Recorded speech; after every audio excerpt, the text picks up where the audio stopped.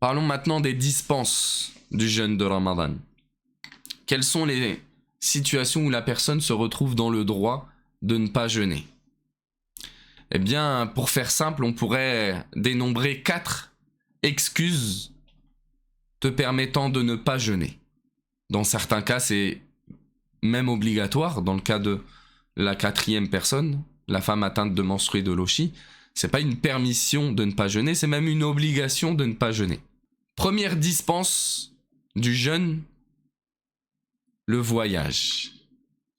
Le voyageur peut rompre son jeûne et il devra rattraper chaque jour qu'il a loupé durant son voyage, dans lesquels il n'a pas jeûné. Et ça, c'est un sujet sur lequel il n'y a pas de débat entre les savants. À rapporter cette unanimité-là, Ibn Hazm, Ibn Rushd, ainsi qu'Ibn Qudama. Et il se base sur le verset où Allah subhanahu wa ta'ala nous dit وَمَنْ كَانَ مَرِيضًا أَوْ عَلَى سَفَرٍ فَعِدَّةٌ مِّنْ أَيَّامٍ أُخَرٍ. Celui qui est malade ou en voyage devra rattraper un nombre de jours équivalent.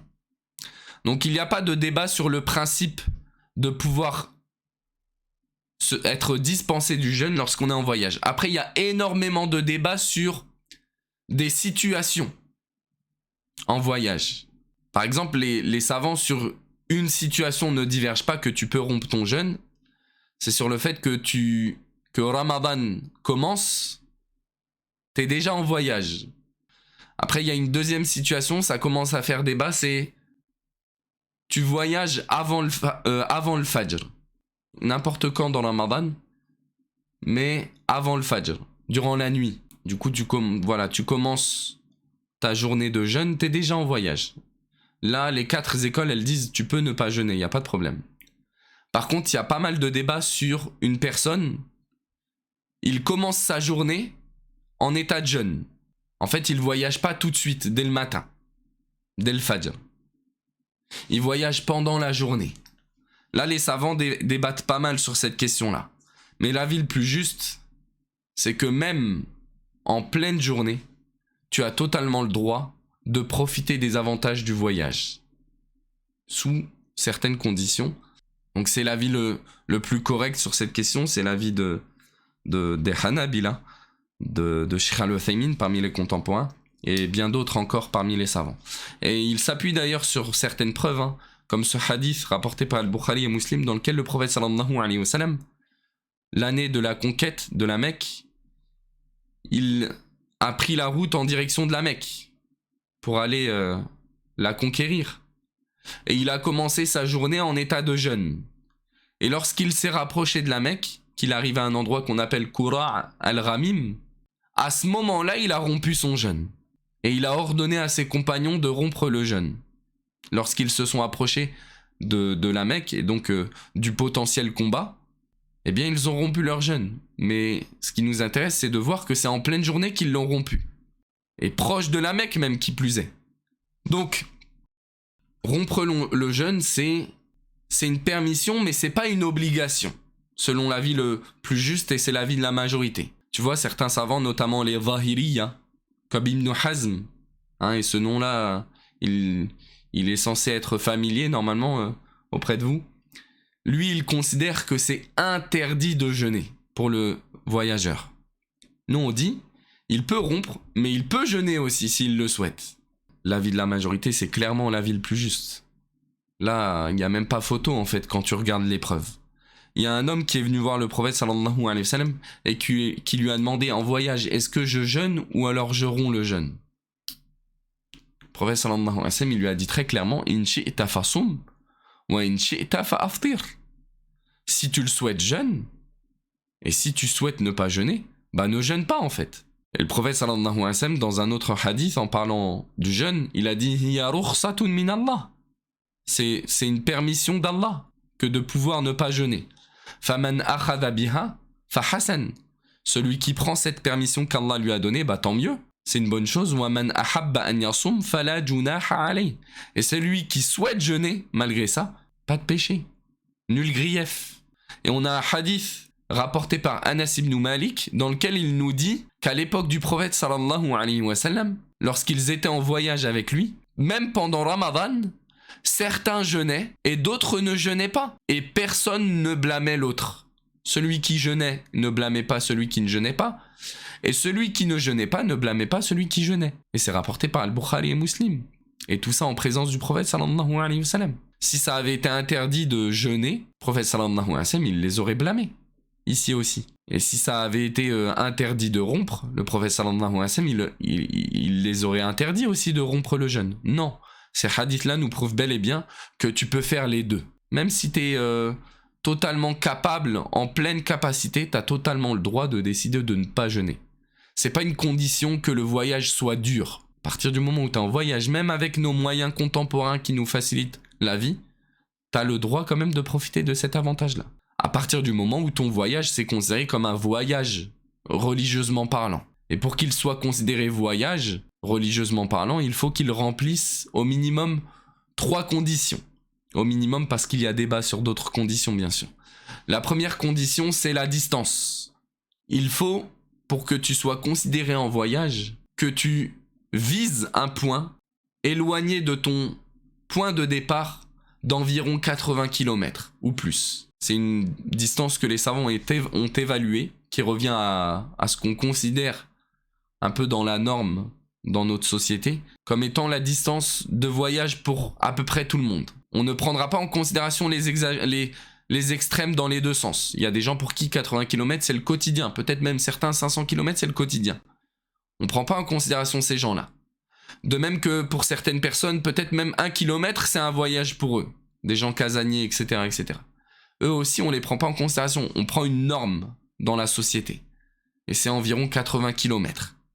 Vu que ça n'a pas été délimité dans la religion, ni dans la langue arabe, le mot voyage, on revient aux coutumes ici. Attention, hein, ne comprenez pas que tu pourras rompre le jeûne qu'à partir de 80 km franchis. Non!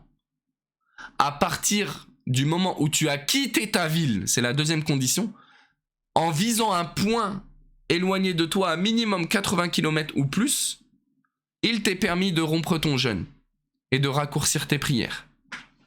Il faut bien comprendre la nuance. C'est pas dès que tu as franchi 80 km que tu as le droit de bénéficier des avantages. Non, c'est dès que tu as quitté ta ville de départ, ton point de départ, la ville. Par exemple, moi, admettons, je suis à Paris, je vois le panneau Paris barré et je vise un point loin de mon point de départ, éloigné de mon point de départ d'environ 80 km ou plus, eh bien j'ai le droit, dès que je quitte Paris, de rompre le jeûne, pas avant. Et ça, c'est quelque chose d'important à comprendre. Admettons que tu saches que demain, tu voyages et que c'est Ramadan. Tu sais que tu vas prendre la route à 17h. Tu n'as pas le droit de rompre ton jeûne dès le matin. Ou alors te dire, vu que je voyage aujourd'hui, j'ai pas besoin de jeûner. Non, non. Tu devras jeûner jusqu'au moment où tu voyages, que tu prends la route et que tu as quitté ta ville dans l'intention de voyager. Pas avant. Pourquoi pas avant? Parce que techniquement, avant que tu quittes ta ville, peut-être que finalement tu peux revenir en arrière. Il se peut qu'il y ait un pépin et que tu reviennes en arrière. Et donc finalement, t'as pas quitté ta ville, t'es pas sorti de chez toi et t'auras rompu le jeûne pour rien. Troisième condition pour que tu puisses rompre ton jeûne, c'est ne pas avoir rusé pour éviter le jeûne. Si tu décides de voyager, tu remplis la première condition. Ta destination, elle est plus qu'à 80 km de chez toi. Tu as quitté ta ville.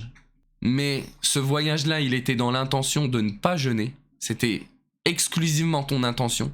Primordiale, c'était ta première intention. Je vais esquiver le jeûne. J'ai pas envie de jeûner aujourd'hui, tiens, vas-y, je vais voyager.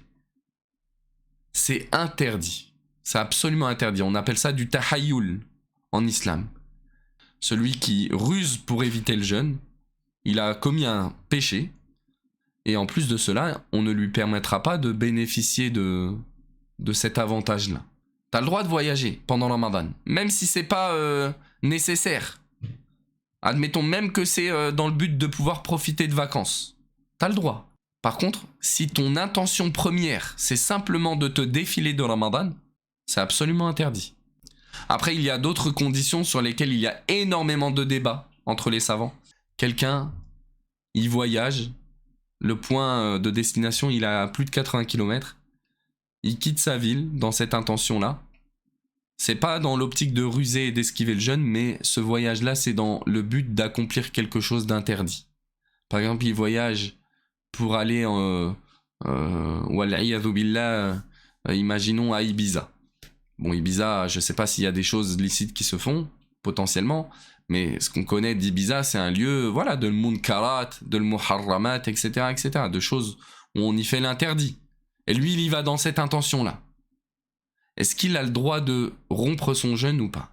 La majorité des savants, ils disent non. Non. Il ne peut pas rompre son jeûne. Parce que ici, le voyage qu'il s'apprête à faire, même si c'est pas pour éviter le jeûne, à proprement parler, c'est pas pour esquiver le jeûne, mais c'est un voyage interdit, dont la finalité est de faire quelque chose d'interdit. Donc à ce moment-là, on n'est pas censé l'aider et lui donner des avantages en plus. Lui permettre de rompre son jeûne.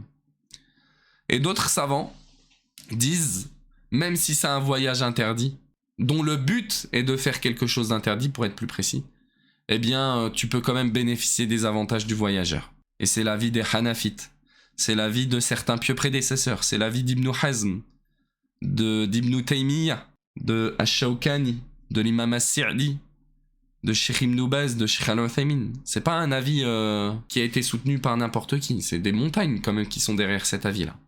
Et leur argumentation, elle est forte quand même. Ils disent dans les textes, Allah il nous a permis de rompre le jeûne quand on est en voyage, et il n'a pas spécifié de quel voyage il était question. Il n'a pas mis de restrictions dans un voyage, voyage interdit, voyage permis. Donc on doit laisser ça sans restriction. Wa ma kana rabbuka nasiya. Et ton Seigneur n'oublie rien, n'omet rien. S'il y avait une restriction à mettre, il l'aurait mise. Donc c'est une question dans laquelle il m'est difficile de trancher. Et je me contenterai de dire sur cette question-là qu'à la base, voilà, tu n'es pas censé voyager vers quelque chose dont la finalité est interdite. Allahu a'lam. Maintenant, on pourrait se poser une question. C'est quoi le mieux? Est-ce que le mieux, c'est de rompre ou de jeûner lorsque tu es en voyage? Pour répondre à cette question-là sur laquelle il y a débat, on va essayer de répondre à des cas où il n'y a pas débat. Les savants disent que si ça t'est difficile de jeûner, si vraiment tu éprouves des difficultés à jeûner, eh bien toi, dans ton cas, c'est sûr que ce qui était recommandé, c'est de rompre ton jeûne. Ton voyage, il va être éprouvant. Tu vas vraiment en souffrir. Ce que tout le monde te recommande ici, c'est de rompre ton jeûne. Et cette recommandation-là, le fait de faire prévaloir la rupture sur le jeûne ici, elle est basée sur un hadith du prophète sallallahu alayhi wa sallam dans lequel une personne voyagera avec le prophète sallallahu alayhi wa sallam et s'imposera le jeûne, alors qu'il pouvait rompre. Et ça lui sera tellement difficile qu'il sera à deux doigts de s'évanouir. Et le prophète sallallahu alayhi wa sallam, il dira au sujet de cette personne-là, Laysa al-birr as-sawmu fi safar. Ne fait pas partie de la piété que de jeûner pendant le Ramadan, que de jeûner en voyage. Donc c'est un hadith effectivement général. On dirait que c'est dans toute situation, mais en vrai, c'est dans un contexte bien précis que le prophète sallallahu alayhi wa sallam dit ça. C'est au sujet d'une personne qui était à deux doigts de s'évanouir. Donc, en dehors de ça, pour toute personne pour qui le jeûne et la rupture, c'est plus ou moins pareil. Quel est le mieux pour cette personne-là? Pour qui jeûner et ne pas jeûner, c'est la même chose. Eh bien, les savants divergent en plusieurs avis sur cette question-là, notamment deux. La majorité des savants, eux, ils disent le mieux, c'est de jeûner. Et ils utilisent pour défendre cet avis-là deux choses. C'est premièrement un hadith du prophète sallallahu alayhi wa sallam dans lequel Abu Darda nous dit qu'ils ont voyagé avec le prophète sallallahu alayhi wa sallam un jour. C'était un jour caniculaire. Personne n'a jeûné durant ce voyage, si ce n'est le prophète sallallahu alayhi wa sallam et Ibn Rawah. Ils disent, du coup, ces savants-là, si le prophète sallallahu alayhi wa sallam il a jeûné, c'est que c'était le mieux à faire. Le prophète sallallahu alayhi wa sallam, il va choisir ce qui est le mieux dans ce genre de situation-là. Donc, effectivement, ça appuie quand même. Enfin, c'est pertinent comme argument. Si ce n'est que le prophète sallallahu alayhi wa sallam, dans d'autres voyages, il a rompu le jeûne. Comment on fait à ce moment-là? Certains savants ont une réponse médiane, on va en parler. Ils ont aussi des arguments rationnels. Ces savants qui défendent l'idée que jeûner c'est mieux. pendant le Ramadan, si pour toi ça t'est égal de jeûner et de rompre. Ils vont dire, jeûner pendant le Ramadan, c'est mieux parce que techniquement, en fait, ton jour de Ramadan, il aura lieu pendant le Ramadan. Et il n'y a pas de débat sur le fait que jeûner Ramadan pendant Ramadan, c'est mieux que de jeûner Ramadan hors Ramadan. T'as un jour à rattraper de Ramadan. Tu vas le rattraper, bien évidemment, hors Ramadan.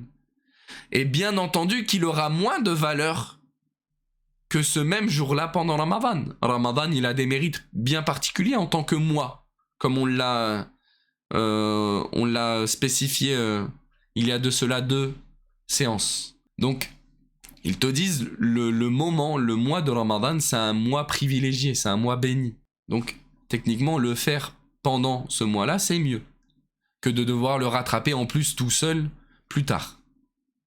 C'est un argument qui a du poids, effectivement, pour celui qui peut aussi bien rompre que jeûner, et pour qui c'est pas difficile de jeûner. C'est vrai que certaines personnes, par exemple, quelquefois c'est plus difficile de rattraper le jeûne, tu vois, tout seul, hors Ramadan, même si peut-être tu le choisis dans un moment de l'année où c'est moins long. Quelquefois c'est plus difficile, mais enfin c'est même tout le temps, on le ressent tous ça. T'as vu cette baraka qu'il y a à tous jeûner ensemble pendant le Ramadan. On est tous dans la difficulté, on jeûne tous, on partage tous ce moment-là. Ça nous est plus facile. T'as pas quelqu'un qui est à côté de toi, bah lui il a jeûné son Ramadan complètement, il est en train de taper un sandwich à côté de toi. Et il y a nul blâme à lui faire, bien entendu. Hein. Lui il a pas jeûné, donc il a pas forcément à ne pas manger devant toi, bien entendu. Donc voilà, c'est à peu près leurs arguments sur cette question-là. D'autres savants sont d'avis que le mieux, c'est de rompre le jeûne.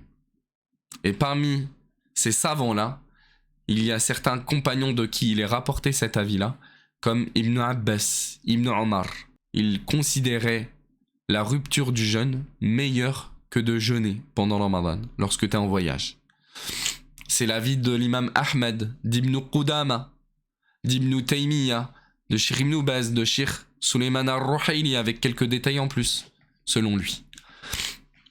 Eux, ils s'argumentent pour dire que la rupture c'est mieux en voyage, de plusieurs arguments.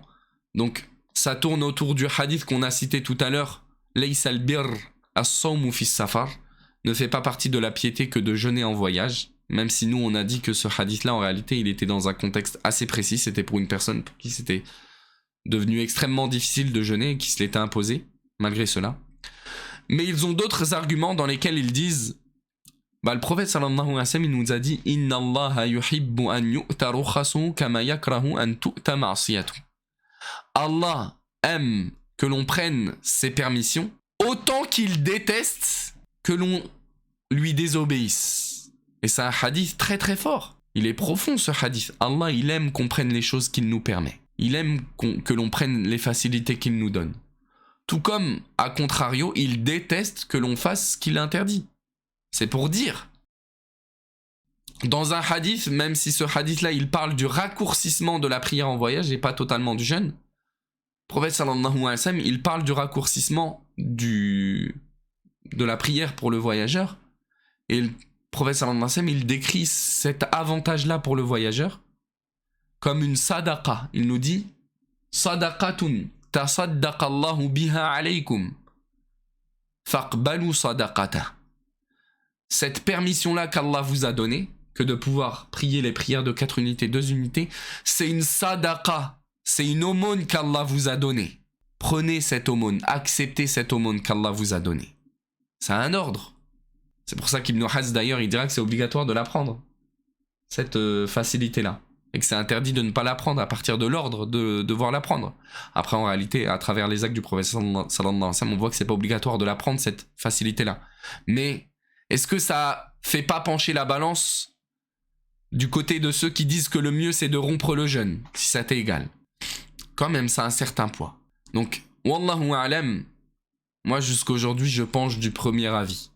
Du premier avis, celui que j'ai noté comme étant le premier avis sur mon tableau.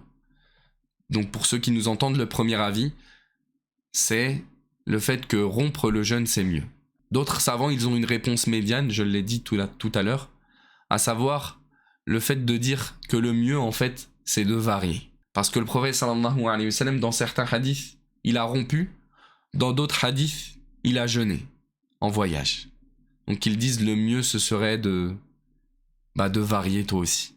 Tu restes 2 jours à Mecca, romps. Tu restes 2 jours après à Médine, tu sais t'es parti en Umrah, jeûne, tu vois, varie. Allahu alam.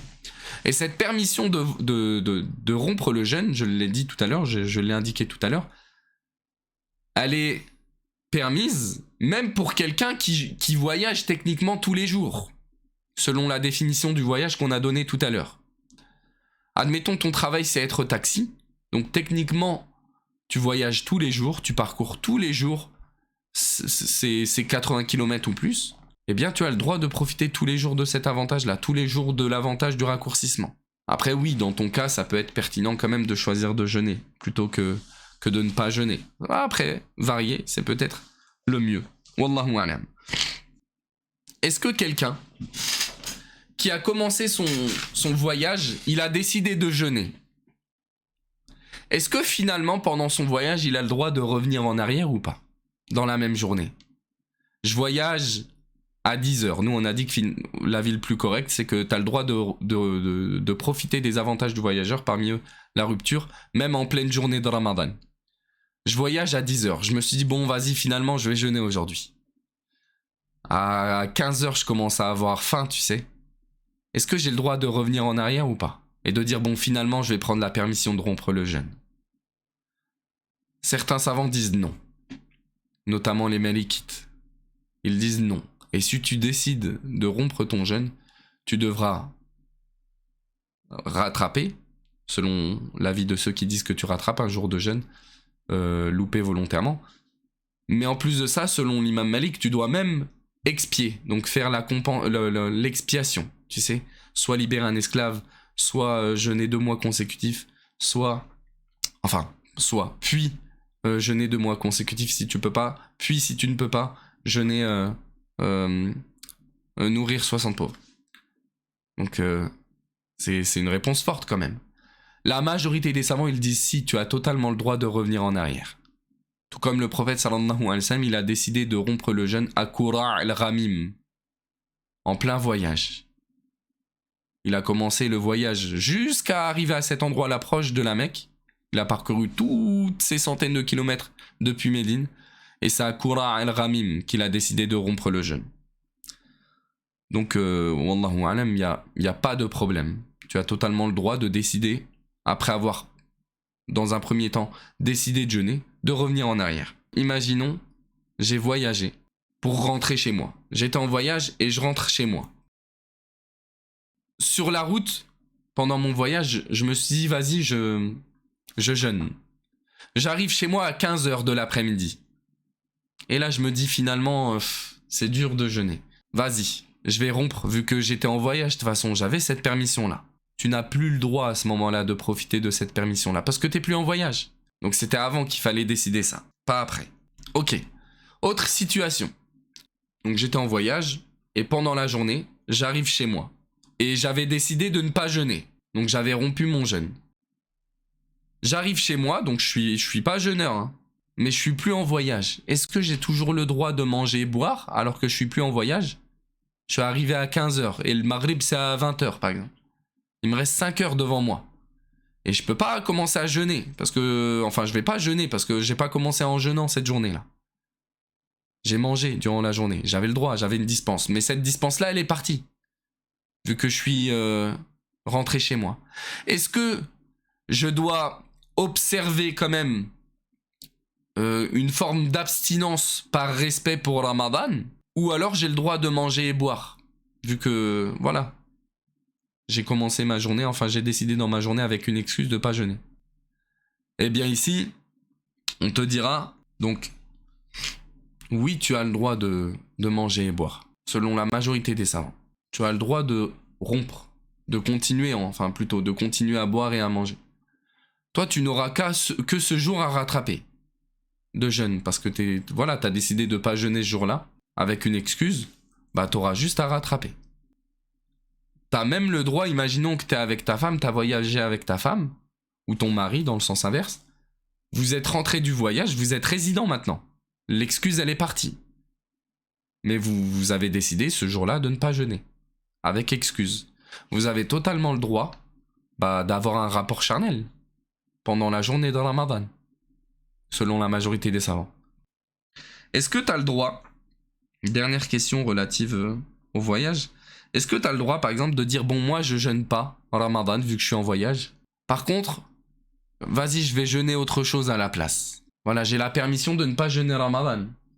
On est d'accord. Est-ce que j'ai le droit de décider vas-y je vais jeûner autre jour, un autre jour. Par exemple, je sais pas, c'est lundi, moi je vais jeûner parce que c'est lundi, pas parce que c'est Ramadan. Non, t'as pas le droit. Ou alors j'avais, tu sais, un jeûne, j'avais fait un vœu de jeûner un jour comme ça, sans préciser quand. Et je dois ce jour de jeûne depuis longtemps. Vas-y, aujourd'hui je jeûne pas Ramadan, mais bon, je vais jeûner. Je vais rembourser ce jour de jeûne obligatoire que je me suis imposé moi-même par un vœu. Non, t'as pas le droit. T'as pas le droit selon la majorité des savants. Et si tu fais ça, Ibn Qudama il dit لأن الفطر أبيح رخصة. Il dit وتخفيفا. Il dit t'as pas le droit parce que la rupture, tu y as eu le droit en tant que permission et en tant qu'allègement. فإذا لم يريدها لنفسه. S'il ne veut pas de cette permission-là, de cet allègement pour sa personne, il dit لازمه أن يأتي بالأصل وهو رمضان. Il lui est obligatoire de faire la base en fait, ce qui lui était obligatoire à la base, c'est Ramadan. Il dit ensuite فَإِنْ نَوَى لَا يَصِحُّ صَوْمُهُ لَا عَنْ رَمَضَانَ وَلَا عَنْ مَا نَوَى. S'il met l'intention de jeûner un autre jour, à ce moment-là, ça ne sera pas valide, ce jeûne-là. Ni en tant que jeûne de Ramadan, ni en tant que jeûne qu'il voulait par cette intention-là. Deuxième excuse, deuxième dispense de Ramadan, la vieillesse et la maladie. La vieillesse et la maladie, c'est une dispense pour ne pas jeûner. Et il y a une restriction à cette maladie-là, comme l'a indiqué Nawawi et les autres, bien entendu, parmi les grands savants. Ils disent, bien entendu, c'est la vieillesse et la maladie qui rendent anormalement compliqué le jeûne. C'est pas toute vieillesse. La vieillesse en elle-même, c'est pas une excuse en vrai pour ne pas jeûner. On précise la vieillesse, mais en vérité, si t'es en bonne santé, même à 90 ans, t'as l'obligation de jeûner. Nous, on précise vieillesse parce que généralement, qui dit vieillesse dit pathologie, dit dit maladie qui va avec. Mais sinon, la vraie excuse de ne pas jeûner, c'est surtout la maladie. Et pas n'importe laquelle, la maladie qui rend anormalement le jeûne compliqué, voire impossible. Celui qui est dans l'impossibilité de jeûner, bien sûr qu'il jeûne pas. La wajiba ma'al ajz, il n'y a pas d'obligation lorsque tu es incapable de le faire. Tout comme il ne t'est pas obligatoire de jeûner si ça t'est anormalement compliqué, si ça t'est anormalement insupportable. Et on précise sur anormalement, parce qu'on a tous une forme de difficulté à jeûner en Ramadan. C'est pas toute difficulté qui va permettre de ne pas jeûner, tu vois. C'est pas le mal de dents qui va te permettre de ne pas jeûner.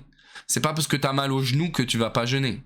Et la maladie, du coup, de manière générale, c'est une dispense par unanimité des savants. Et la maladie, elle est de 2 catégories. Et selon la catégorie, il te sera demandé quelque chose de particulier. Donc, on a des maladies, la yurja bur'uhu, dont on n'espère pas la guérison, et qui rendent anormalement le jeûne compliqué, voire impossible. De l'autre côté, on a des maladies, yurja bur'uhu, desquelles on espère que tu vas guérir, temporaires. Donc on pourrait dire, il y a des maladies temporaires, ponctuelles, et il y a des maladies chroniques, qui durent dans le temps. Voilà, c'est pas prévu qu'elles s'en aillent. C'est possible qu'elles s'en aillent, hein. Allah, il est ala kulli shay qadir. Allah, il est capable de tout. Mais la base, c'est que ce sont des maladies chroniques, elles ne font que s'empirer avec le temps, ou au minimum, elles restent avec toi tout le temps. Donc, techniquement, t'es tout le temps incapable de jeûner. Et de l'autre côté, t'es incapable de jeûner, mais on va dire temporellement. C'est pas indéfiniment. Dans le cas où c'est temporaire, cette incapacité de jeûner, cette maladie, tu sais, qui te rend difficile le jeûne, eh bien ici, il t'est demandé juste de rattraper les jours plus tard. وَمَنْ كَانَ مَرِيضًا أَوْ عَلَى سَفَرٍ فَعِدَّةٌ مِنْ أَيَّامٍ أُخَرٍ. Celui qui est malade ou en voyage, il devra rattraper le nombre de jours qu'il a loupé. Par contre, si la maladie, elle est chronique, par exemple, quelqu'un il a du diabète, lui il pourra pas jeûner, il pourra jamais jeûner. Illa an yasha Allah shifa'ahu, si ce n'est qu'Allah subhanahu wa ta'ala il décide de le guérir, bien entendu. Mais la base c'est qu'il va pas être guéri, c'est ce qui nous apparaît. Et à ce moment-là, qu'est-ce qu'il devra faire? Il devra nourrir pour chaque jour manqué un pauvre. وَعَلَى الَّذِينَ يُطِيقُونَهُ فِدْيَةٌ طَعَامُ مِسْكِينٍ. Mais pour ceux qui ne pourraient pas supporter le jeûne, si ce n'est avec une grande difficulté, la compensation, ce sera de nourrir un pauvre. Allah il nous dit. Et c'est l'avis de la majorité des savants. Maintenant, on pourrait se poser une question qui est, si la personne malade, elle décide quand même de jeûner, est-ce que c'est valide ou pas? Oui, c'est valide. Est-ce que ça lui permet de ne pas avoir, par exemple, à nourrir de pauvres? Donc, imaginons une personne, elle est malade, tu sais, d'une maladie chronique. Donc, normalement, il n'est pas censé jeûner. Il n'est pas censé pouvoir jeûner. Donc, lui, à la base, il doit nourrir un pauvre. Mais il décide de se forcer quand même, et on précise que c'est déconseillé, ça peut même être interdit pour cette personne-là de jeûner, s'il en va de vraiment sa santé et de sa vie. Mais il décide de jeûner et il y arrive. Eh bien lui, il a même pas besoin de nourrir le pauvre au final. Et c'est une question sur laquelle il n'y a pas de débat. Il y a unanimité. En vrai, il y a un peu de débat. Ibn Hazm, encore une fois, il a eu un avis particulier sur la question. Il a dit, celui qui fait ça, donc tu devais nourrir un pauvre, et finalement tu le nourris pas, tu décides de jeûner à la place, c'est pas valide de jeûner. Ton jeûne, il est pas valide. Mais en réalité, c'est valide. C'est An-Nawawi qui nous dit وَاتَّفَقُوا. Les savants sont unanimes. عَلَى أَنَّهُ لَوْ تَكَلَّفَ الصَّوْمَ وَصَامَ فَلَا فِدْيَةَ وَالْعَجُوزُ كَالشَّيْخِ فِي جَمِيعِ هَذَا وَهُوَ إِجْمَعٌ. Il a dit, les savants sont unanimes sur le fait que si une personne malade ou vieille s'impose de jeûner et qu'elle y arrive, elle n'aura pas besoin de nourrir le pauvre qu'elle devait nourrir à la base. Il a dit وَهُوَ إِجْمَعٌ. Et c'est un sujet sur lequel il y a unanimité. En vrai, il y a débat, comme je l'ai dit. Maintenant, une dernière question. Est-ce que cette personne qui est atteinte de maladie, et du coup qui est, que ce soit temporaire ou chronique, donc voilà, il décide de ne pas jeûner aujourd'hui. Il se dit avant le Fajr, voilà, je suis malade, je le sens pas Ramadan, donc je jeûne pas. Aujourd'hui, je jeûnerai pas Ramadan. Et il se dit, bah, tiens, est-ce que je jeûnerai pas aujourd'hui ce jour-là que je devais, tu sais, comme je l'ai dit tout à l'heure, en tant que vœu. J'avais promis de jeûner un jour, si Allah me donnait ceci ou cela, et j'ai eu ceci ou cela, donc je dois tenir ma promesse. Ce nadr. Man nadara an yuti'a Allah falyuti'hu. Celui qui a fait vœu d'obéir à Allah, qui s'est imposé une chose à la base qui lui était pas obligatoire, qu'il obéisse à Allah. Et il se dit, bah moi je vais jeûner ce jour-là que je devais à la place. C'est pas permis, comme on l'a dit tout à l'heure. Donc on pourrait se demander, quand on a parlé de celui qui doit nourrir un pauvre, comment on le nourrit le pauvre? Eh bien il y a deux manières de nourrir un pauvre. Soit tu lui donnes un plat qui est déjà cuisiné, à ce moment-là ce qui t'est demandé, c'est de nourrir le pauvre avec un repas qui rassasie généralement une personne normale. Tu lui sers un plat, une assiette, elle est censée caler quelqu'un de normal. Donc bon, s'il s'avère qu'il est trop gourmand, mais que cette assiette, effectivement, c'est une assiette d'une portion normale, voilà, t'as nourri le pauvre. Islamiquement, t'as fait ton devoir. C'est juste que lui, il est trop gourmand. Il aurait pu en manger 5 qu'il était toujours pas rassasié. Non, toi, t'as fait ton obligation. De l'autre côté, voilà, il se peut qu'une personne elle soit rassasiée très rapidement, mais que tu lui aies pas donné une quantité normale. Là non plus, tu n'auras pas rempli ton devoir. De l'autre côté, à contrario. Donc non, tu donnes un repas normal. Par exemple, je sais pas moi, une barquette de riz, elle est déjà préparée, il y a de la sauce, il y a un peu de viande avec, une boisson, voilà. Ça suffit pour nourrir un pauvre. Pour un jour manqué. Et il t'est demandé un repas. Hein. C'est pas de le nourrir un jour, donc 3 repas. Matin, midi, soir. Non, un repas. Donc ça, c'est une manière de nourrir le pauvre. De l'autre côté, tu as le choix aussi de lui donner de la nourriture brute. Elle n'est pas préparée. À ce moment-là, ce que tu dois faire, c'est lui donner la moitié de ce qu'on donne à la fin de Ramadan, tu sais, pour la zakat al-fitr. Donc, pour la zakat al-fitr, on donne ce qu'on appelle un sa'. Eh bien là, tu donnes la moitié d'un sa'. Un demi-sa'. Ça donne environ, comme Cheikh Suleiman Ar-Ruhaili l'a dit, ça donne environ 1,5 kg, 1 500 grammes d'une denrée que tu lui donnes. C'est pas préparé, tu vois, c'est sec. Tu lui donnes 1,5 kg de riz pas cuit, 1,5 kg de lentilles, 1,5 kg d'haricots, etc., etc. Pour chaque jour manqué, tu donnes 1,5 kg à une personne. Maintenant, quand est-ce que tu commences à nourrir quand tu dois nourrir un pauvre? Les savants, ils te disent, soit tu nourris chaque jour de Ramadan un pauvre, chaque jour de Ramadan qui passe, tu nourris un pauvre, pas avant. Donc c'est pas, tu nourris, par exemple, avant que Ramadan il ait commencé. C'est pas, tu nourris 30 pauvres le premier jour de Ramadan. Non. Soit tu nourris chaque jour un pauvre, donc le premier jour, tu nourris un pauvre, le deuxième jour, tu nourris un pauvre, troisième jour, voilà, parce que le jour il est arrivé et tu sais que tu vas pas y jeûner dedans, donc c'est bon, tu peux faire à ce moment-là. Soit tu attends la fin de Ramadan, ou même après, et tu nourris 30 pauvres d'un seul coup. Si on admet que le mois a fait 30 jours. Après, les savants se posent la question aussi, est-ce qu'il t'est obligatoire de nourrir 30 pauvres, ou alors tu peux nourrir 30 fois le même pauvre? Ou donner au même pauvre 30 fois la portion pour un jour, tu sais. Les savants disent que tu peux nourrir, même si c'est un sujet qui fait débat, les savants disent que tu peux donner au même pauvre 30 fois, par exemple. C'est l'avis des Shafi'ites et des Hanbalites.